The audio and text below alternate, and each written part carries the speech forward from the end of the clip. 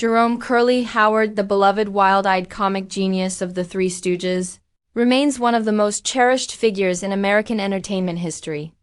Known for his high-pitched voice, childlike mannerisms, and signature catchphrases like Nyuk, Nyuk, Nyuk, Curly's brand of slapstick comedy transcended generations, making him a cultural icon whose routines are still quoted and imitated today. Yet behind the raucous chaos of his on-screen persona was a shy, gentle man, very different from the whirlwind of energy audiences adored. Curly joined the Three Stooges in 1932, stepping in for his older brother Shemp without any formal acting experience, yet quickly proving himself to be the heart of the act with his impeccable timing, physical agility, and expressive face. Off-camera, however, the demands of fame began to take a toll.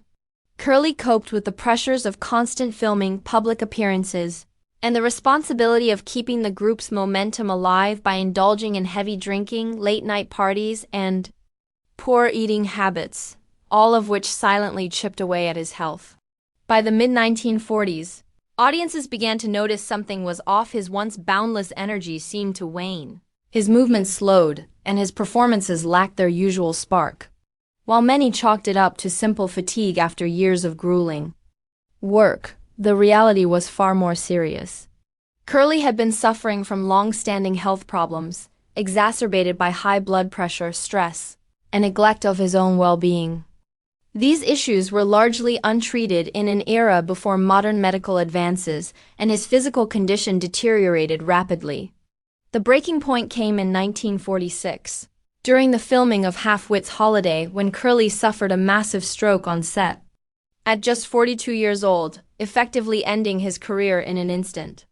For years, the circumstances surrounding his sudden decline remained shrouded in rumor and speculation, some suggesting bad luck, others hinting at more troubling personal struggles, but newly uncovered accounts from friends and surviving medical records have painted a clearer picture. Curly's decline was the inevitable result of years of physical strain, relentless work schedules, and a lifestyle that burned at both ends.